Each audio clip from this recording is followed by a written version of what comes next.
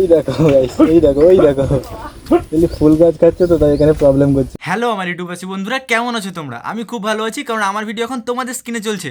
দেখো গাইজ, ব্যাপারটা হচ্ছে আজকে আমাদের রান্না করতে হবে। তার কারণ তোমাদের একটা জিনিস দেখাচ্ছি, এক সেকেন্ড। দেখো গাইজ, আমি তৈরি করতে যাচ্ছি এই কুটির ঘরটা, কিন্তু তার জন্য আমাদের হেল্প লাগবে। তাই জন্য আমি মাকে বলেছি আমি রান্নাটা করে দিচ্ছি, মা একটা কাজে গেছে, ওই কাজটা করে আসার পরে খাওয়া দাওয়া করার পরে আমি আর মা এই কুটির ঘরটা বানাবো। দেখো গাইজ, এবার আশা করি তোমরা বুঝতে পেরে গেছো কি জন্য আমাকে রান্না করতে হবে। কিন্তু হ্যাঁ গাইজ, আজকে আমরা কিসে রান্না করবো জানো? দেখাচ্ছি, এক সেকেন্ড। এই উনুনে গাইস, কিচ্ছু করার নেই, আমার মা এখানেই রান্না করে। তবে হ্যাঁ, আমাদের বাড়িতে কিন্তু গ্যাস আছে, তোমাদের দেখাচ্ছি। এই দেখো, এখানে পুরো সিল আছে, ঠিক আছে। জানি না মা কেনা, দেখো এই দেখো, দেখতে পাচ্ছ কিসের গ্যাস এটা? এই দেখো, লক্ষ্মী সুপার, ঠিক আছে। এখানে গ্যাসটা আছে আর তোমাদের দেখাচ্ছে, এই দেখো সব কিছু আছে গাইস, পুরো ভর্তি আছে। বাট গাইস, আমার মা গ্যাসে রান্না করে না, বলে জ্বালন আছে কেন খরচা করবো, তাই আমাদের আজকে উনুনে রাঁধতে হবে, ঠিক আছে। তাই আমাদের গাইস উনুনে রাঁধতে হবে, আর মা এলে তারপর আমরা ওই ঘরটা বানাবো। চলো আগে রান্না করি। দেখো গাইস, সবার আগে আমাদের বটিতে সবজি কেটে নিতে হবে। দেখো গাইস, বলতে বলতে আমার পুরো সবজি কাটা হয়ে গেছে।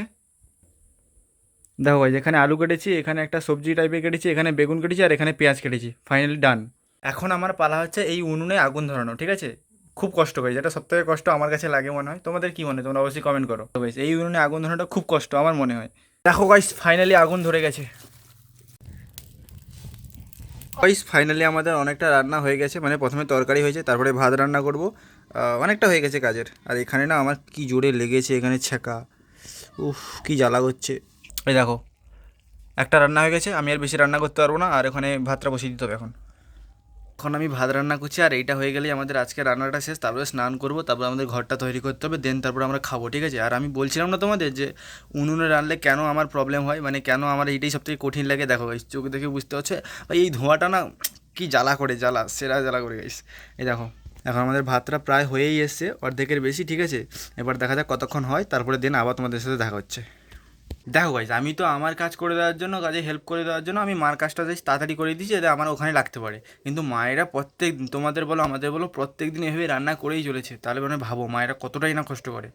আজ বুঝতে পারছি গাইস, মানে বুঝতে পারছি, মানে আজ সামনাসামনি রিয়ালাইজ করতে পারছি যে হ্যাঁ, খুব গরম এরকম। আর যারা যারা বিশেষ করে এই উনানে রান্না করে গ্রামের দিকে, বা যারা শহরের দিকেও যারা উনানে রান্না করে, তাদের ব্যাপারটা এরকম। তবে যারা গ্যাসে রান্না করে তাদের হয়তো তুলনামূলক কম হয় কষ্টটা।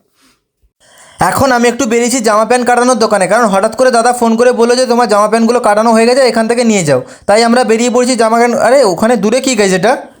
আরে এটা তো হনুমান মনে হয়, আমাদের এখানেও হনুমান দেখা যাচ্ছে। তারপর এখানকার লোকেদের কাছ থেকে শুনলাম নাকি এদের এখানে ছেড়ে দিয়েছে বংশ বিস্তারের জন্য, কারণ এখানে কোনো বানর নেই। আর সবথেকে বড় কথা গাইজ, এরা একটা সমস্যা করছে, যেটা স্থানীয় লোকেরা বলছে যে এখানকার যত গাছপালা আছে সব কিছুই খেয়ে নিচ্ছে এরা।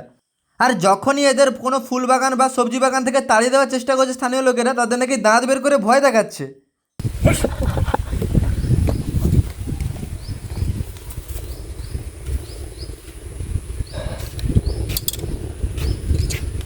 মারার দরকারে ভয় দেখো।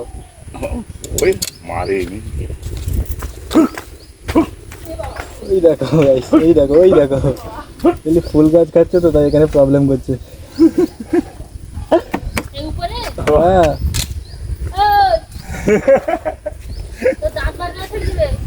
এ দাঁত জীবনী বউ মাসে কম। তারপর আমরা সেখান থেকে গিয়ে একটু পেট্রোল পাম্পে ফিউল আপ করে নিয়েছিলাম বাইকে। ফাইনালি আমরা ড্রেসটা নিতে চলে এসেছিলাম, পুজোর ড্রেসটা কাটাতে দিয়েছিলাম। ফাইনালি আমি নিয়েও নিয়েছি, দেখতে পাচ্ছ তোমরা লুকটা কেমন লাগছে, অবশ্যই কমেন্ট করো, ঠিক আছে। আর যাই হোক, আজকে আমার অনেক কাজ আছে, ঠিক আছে। আজকে সন্ধ্যায় অনেক কাজ করতে হবে আমাদের। ওই একটা সারপ্রাইজ আছে অবশ্য, এটা বলবো না, গিয়ে দেখাচ্ছি।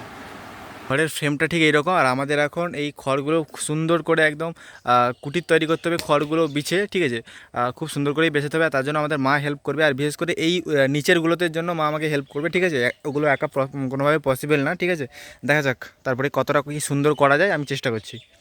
এখন আমি আর মা এই দেওয়ালটা ছাউনির কাজে লেগে বললাম।